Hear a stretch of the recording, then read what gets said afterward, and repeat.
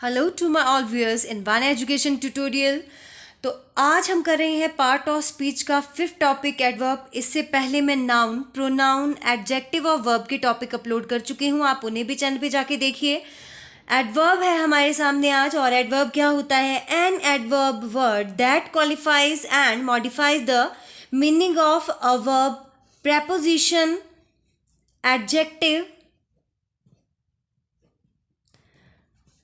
और another verb. Clear?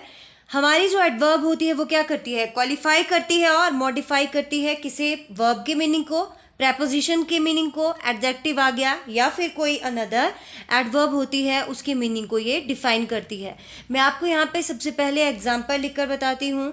जैसे कि आपके सामने है ही टॉक्स। अगर मैं इतना ही लिखूंगी तो आप क्या बोलोगे? ये सब्जेक्ट है मैम, और ये क्या है? हमारे सामने वर्ब है। क्लियर? बट अगर मैं लिखती हूँ he talks frankly, clear, he talks frankly, वो बात करता है पर कैसे करता है? फ्रेंकली है। He talks politely, he talks rudely. तो आपके इस तरीके के वर्ब क्या आते हैं? सब्जेक्ट हो गया, वर्ब हो गया, और ये हमारा एडवर्ब हो गया। क्लियर? जैसे कि मोहन इज वेरी बोल्ड। अगर मैं डायरेक्टली बोलती हूँ Mohan is bold, clear, Mohan is bold, तो ये तो सिंपल है, सब्जेक्ट है, हेल्पिंग वर्ब है, और ये हमारा क्या है? आपका वर्ब है। बोल्ड है, बहुत बोल्ड है, वेरी, बहुत ज़्यादा, तो ये हमारा किस में काउंट हो गया? एडवर्ब में काउंट हो गया। तो इस तरीके के वर्ड्स होते हैं हमारे। क्लियर? अब हम इनको काइंड्स बताएंगे। यहाँ पे वर्ब के काइंड्स कौन कौन से होते हैं हमारे सामने। तो नॉर्मली अगर देखा जाए फ्रेंड्स, वर्ब जो हमारी होती हैं, सबसे पहले आपकी आती हैं simple adverb. Okay, second number पे आपकी आती है इंट्रोगेटिव एडवर्ब या इंटेरोगेटिव, जो भी आप इसे कहना चाहें, और थर्ड नंबर पे आती है रिलेटिव एडवर्ब। ओके, तो सबसे पहले जो हमारी सिंपल एडवर्ब होती है, हम इसे ही करेंगे यहाँ पे। इसमें आती है आपकी सबसे पहले adverb of time. Okay, adverb of time में आपको क्या पता चल रहा है? कि ये हमें समय के बारे में बताती है कि हमारी ये क्रिया जो है ये कब हो रही है। तो ये हमें किसके बारे में बताती है? टाइम के बारे में डिफाइन करती है।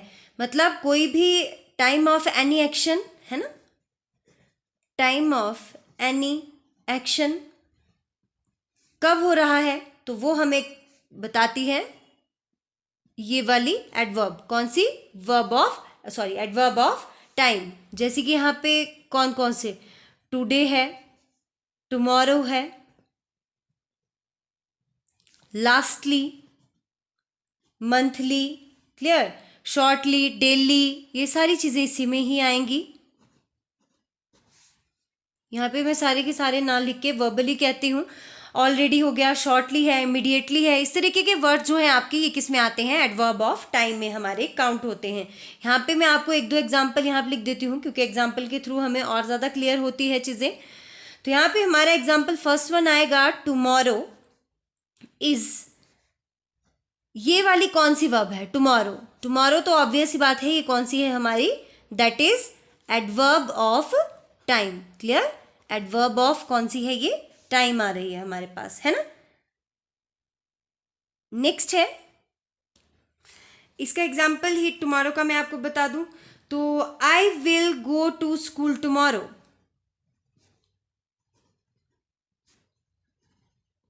Okay, I will go to school tomorrow, मैं कल स्कूल जाऊंगा। तो ये आपको टाइम बता रहा है कि वो कब स्कूल जाएगा, तो वो कल स्कूल जाएगा। नेक्स्ट आती है आपके पास adverbs of frequency, FREQUENCY। Okay, adverb of frequency क्या होती है? कि कोई भी जो कार्य है, that work is done how many times. ठीक है, work has done how many times, कोई भी कार्य जो है वो कितनी बार किया गया, वो आपकी होती है फ्रीक्वेंसी, बताते हैं उससे। जैसे कि how often, how many times, how many times. तो ये हमें क्या बताती है? फ्रीक्वेंसी जब आएगा कि कोई भी काम जो है वो कब, किस समय हुआ है, उसके बारे में आपको बताते हैं। जैसे कि एग्जाम्पल में यहाँ पे आपको एक लिख के देती हूँ, ही regularly attend the class. He regularly attend the class. तो वो क्लास को रेगुलरली अटेंड करती है. तो यहाँ पे रेगुलरली क्या आ गया, टाइमिंग आ गई उसकी, रेगुलरली आ गया, डेली आ गया, ट्वाइस आ गया, वंस आ गया. ठीक है, ट्वाइस इन अ डे या twice in a week, twice in a month. Clear. इस तरीके के एग्जाम्पल जो है आपके ये कहाँ पे फिट आएंगे, आपके एडवर्ब ऑफ फ्रीक्वेंसी में. हिंदी में मैंने आपको बता दिया, कोई भी कार्य जो है उसका संपादन कितनी बार हुआ, कितनी बार हुआ, तो वो आपके किस में आएंगी चीजें, टाइम ऑफ फ्रीक्वेंसी में, सॉरी एडवर्ब ऑफ फ्रीक्वेंसी में. नेक्स्ट है हम एडवर्ब ऑफ प्लेस, जो है कौन से स्थान पे कौन सा कार्य हो रहा है वो हमें बताता है. मतलब an action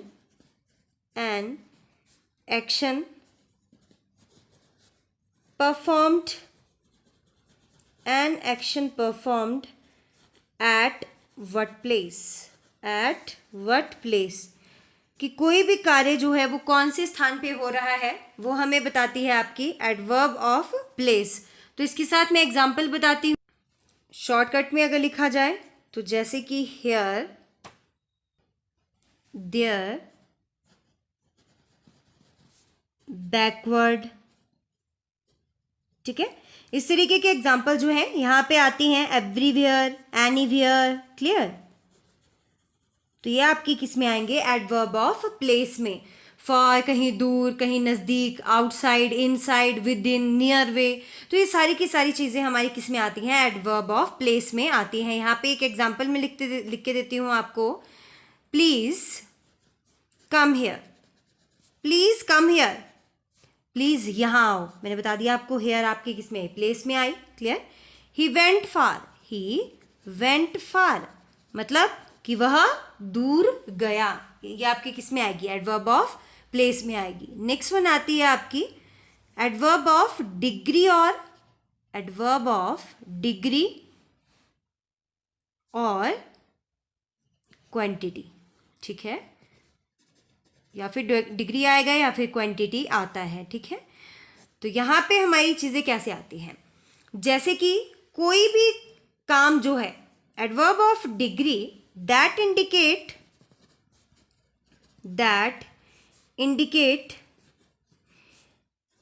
any action, shortcut ही मैंने यहाँ पे लिख दिया इसको, एनी एक्शन और an adjective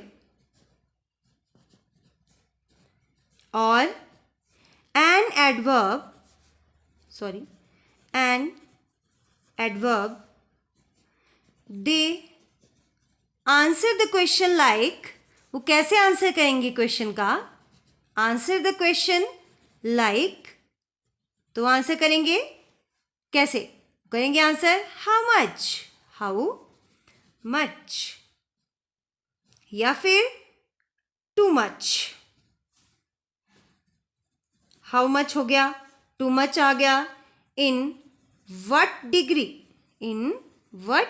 डिग्री. इस तरीके के एग्जाम्पल जब आते हैं आपको, या बहुत ज़्यादा, हार्डली, क्वाइट, इनफ. ठीक है, quite,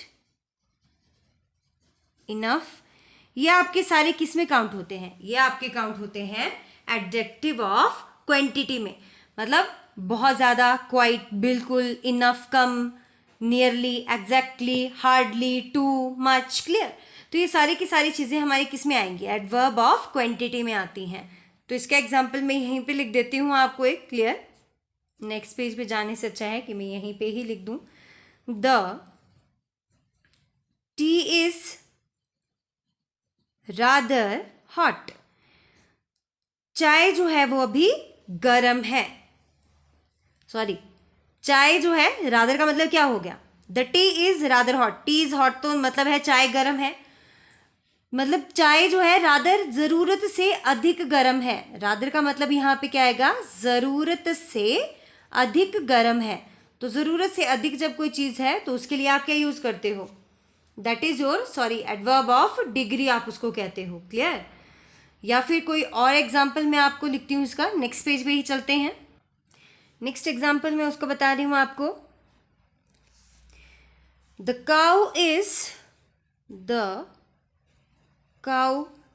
is most useful animal.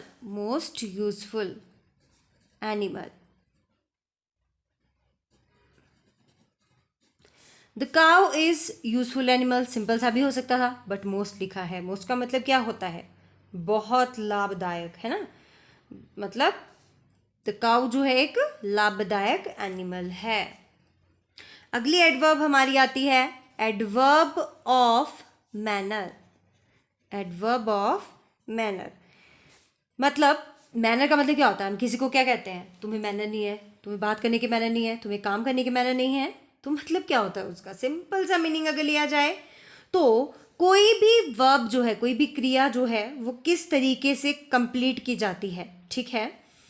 मतलब एडवर्ब ऑफ मैनर जो है उसका मतलब क्या है? दैट टेल हाउ और इन व्हाट मैनर, किस तरीके से और किस मैनर में एन एक्शन इज डन। तो इसका मतलब क्या हुआ यहाँ पे कि कोई भी कार्य जो है वो किस ढंग से या कैसे किया गया है, ठीक है। हाउ और इन व्हाट मैनर में किया गया है, उसे आप क्या कहते हो? That is known as adverbs of manner, हम उसे कहते हैं, ठीक है। इसका एग्जाम्पल आपके सामने मैं यहाँ पे प्रेजेंट कर रही हूँ। जैसे कि शॉर्टकट वाले एग्जाम्पल करवाती हूँ पहले। क्लियरली तरीके से, धीरे धीरे स्लोली, है ना, केयरफुली सावधानी से, ठीक है। ब्रेवली लाउडली, ये सारी की सारी चीज़ें इसी में आएंगी आपकी, ठीक है, एडवर्ब ऑफ मैनर में। तो इसका एग्जाम्पल मैं आपको बताती हूँ। शी राइट्स, अगर मैं लिखती हूँ तो ये तो आपका सब्जेक्ट है, ये आपकी वर्ब है। आप बोलोगे ये कैसा एडवर्ब ऑफ मैनर है? तो पूरा एग्जाम्पल क्या आएगा यहाँ पे? She writes beautifully. Clear? She writes beautifully, वो लिखती है बहुत सुंदर, और मेरी हैंड राइटिंग तो टाइम पास। नेक्स्ट है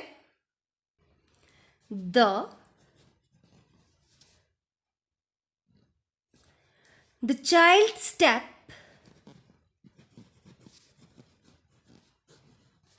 soundly.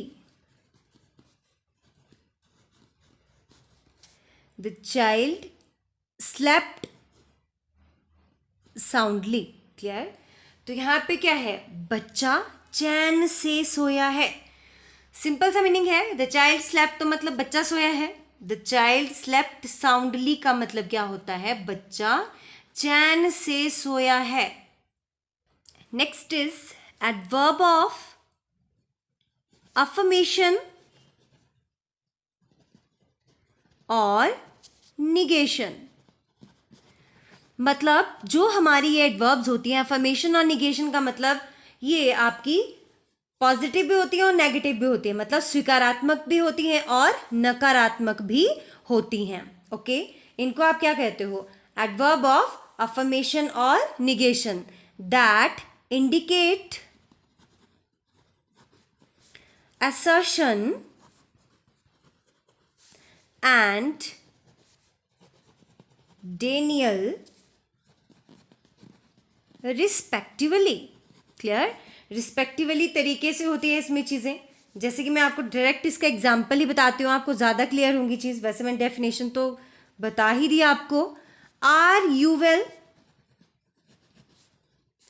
Yes I am. Yes I am. अब मैंने आपको ऊपर क्यों बताया कि स्वीकारात्मक भी होती है, नकारात्मक भी होती है। अब कोई व्यक्ति पूछ रहा है आर यू वेल, अब जरूरी थोड़ी है वो आंसर देगा यस आई एम। वो सिंपल सा बोल सकता है नो आई एम नॉट। तो यहाँ पे पॉजिटिविटी भी है और नेगेटिविटी भी है, दोनों चीज़ें आती हैं, है ना।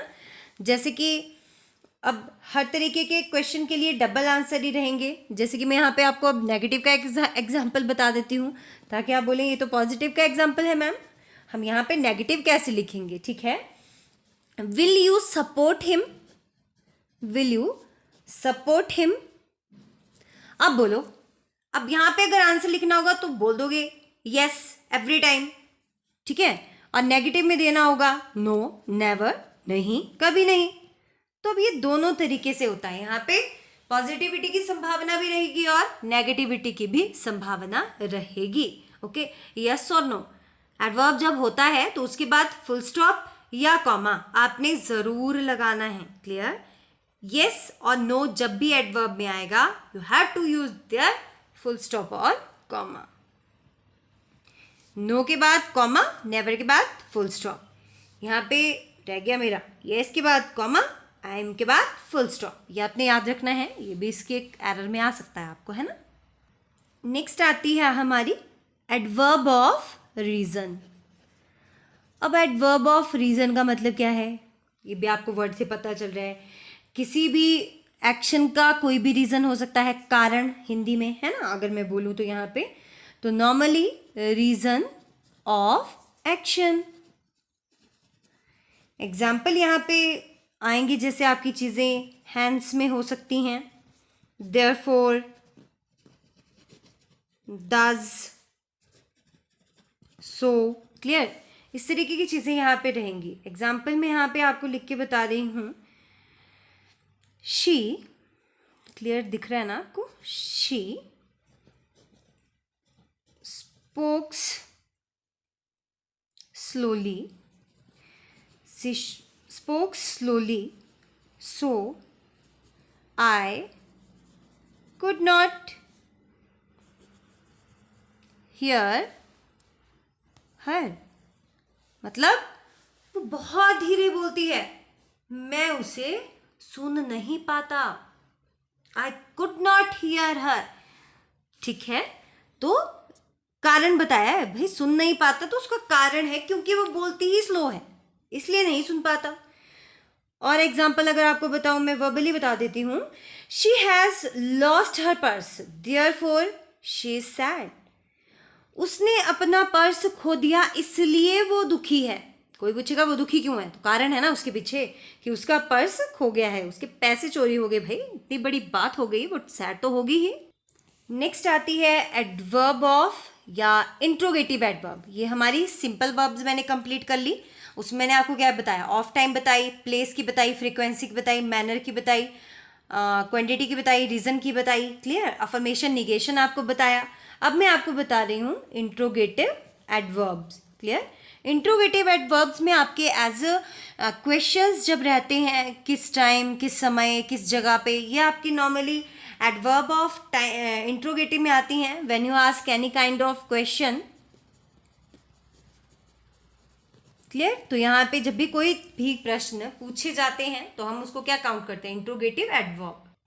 ज़्यादा इसकी डेफिनेशन लिखने की ज़रूरत नहीं है, डायरेक्ट मैं इसका एग्जाम्पल ही लिखती हूँ आपके सामने। When do you go to school? When do you go to school? तुम स्कूल कब जाओगे? क्लियर? या फिर how many times, how many times do you eat? मतलब तुम कितनी बार खाते हो भाई। तो वहां पे आपके कितने आएंगे, इंट्रोगेटिव क्वेश्चंस आते हैं। तो ज़्यादा ना खाएं, एक्सरसाइज ज़्यादा करें, हेल्दी रहें। नेक्स्ट आता है, नहीं तो देखिए एडवर्ब में भी पूछ रहे हैं कि भाई तुम कितना खाते हो। Relative adverb. अब हमारी रिलेटिव एडवर्ब, मैंने आपको इतनी रिलेटिव चीज़ें करवा दी है ना, एडजेक्टिव में भी, प्रोनाउन में भी। तो अब तो एग्जाम्पल आप मुझे ही दे दोगे। क्लियर? रिलेटिव जो आपके मॉडिफाई करते हैं दो सेंटेंसेस को एक साथ, दैट मॉडिफाइज टू सेंटेंसेस, है ना, टू सेंटेंसेस। तो यहाँ पे तो एग्जाम्पल आप भी लिख सकते हो, है ना। मैं लिख दूँ? चलो लिख देते हैं एक example. This is the field where I play. This is the field, ये वही खेत है जहां मैं खेलता हूं। Where I play. तो when, where, how, why, how long, how much, how many, ये सारे जो हैं ये आपके रिलेटिव प्रोनाउन कह रही थी, रिलेटिव एडवर्ब में आते हैं। क्लियर? और एग्जाम्पल अगर लिखना हो तो आई एम नॉट श्योर, मैं श्योर नहीं हूँ. How much he will help. I am not sure, मैं श्योर नहीं हूँ. How much he will help, वो कितनी मदद करेगा, मैं इस बारे में श्योर नहीं हूँ. Hopefully you understand these all verbs. तो अब हम आते हैं एक्सरसाइज. चलिए, तो अब हम आते हैं इसकी एक्सरसाइज पे. Hopefully you understand. Next first example है हमारा. आपने यहाँ पे एडवर्ब बतानी है. कौन सी है? फर्स्ट है ही विल कम टुमारो, वो कल आएगा. तो यहाँ पे कौन सी आपकी एडवर्ब है? तो यहाँ पे आपकी एडवर्ब है टुमारो. ही विल कम, वो आएगा. कब आएगा? कल आएगा. He hardly come late, he hardly come late, maximum time वो कम ही आता है. तो ये आपकी एडवर्ब रहेगी. I am very glad to see you, I am glad to see you. I am very, तो यहाँ पे वेरी आपका किस में आएगा? एडवर्ब में आ जाएगा. नेक्स्ट है the weather is too hot. तो यहाँ पे टू आपकी किस में आएगी? एडवर्ब में आएगी. अगर मैंने कहीं एक्सरसाइज में चीज़ बता दी और आपको ऊपर नहीं बताई हो तो आप कमेंट बॉक्स में कमेंट कर सकते हैं. No doubt. Clear. The tree is not long enough, पेड़ उतना लंबा नहीं है. जब ऐसे तरीके के वर्ड्स आते हैं तो वहाँ पे हमने क्या यूज़ किया था? Long enough. तो यहाँ पे कौन सी होगी? Adverb of degree. Okay, adverb of degree का यूज़ हुआ है यहाँ पे. नेक्स्ट है ही टॉक्स इंटेलिजेंटली, वो बहुत इंटेलिजेंटली तरीके से बुद्धिमत्ता के साथ बात करता है. तो यहाँ पे क्या है उसका? एडवर्ब ऑफ मैनर यहाँ पे शो कर रहा है, यहाँ पे वो है ना. नेक्स्ट है he never goes to school. ये आप मुझे कमेंट बॉक्स में बताओगे? नहीं, मैं ही बता देती हूँ. He never goes to school, यहाँ पे आएगी आपकी adverb of frequency. Clear. Next है he went to Mohan's house, वो मोहन के घर गया. तो यहाँ पे क्या आएगा आपका? जगह की बात हो रही है, एडवर्ब ऑफ प्लेस. नेक्स्ट है this is the house where he live, ये वही घर है. वेयर ही लिव, जहाँ पे ये रहता है, ये वही घर है. तो आप ये मुझे कमेंट बॉक्स में कमेंट करके बताओगे ये वाला. This is the house where he lived. Next है where do you sleep at night, तुम रात में कहाँ पे सोगे. क्लियर. तो यहाँ पे ये कौन सा आ गया आपका? Interrogative adverb.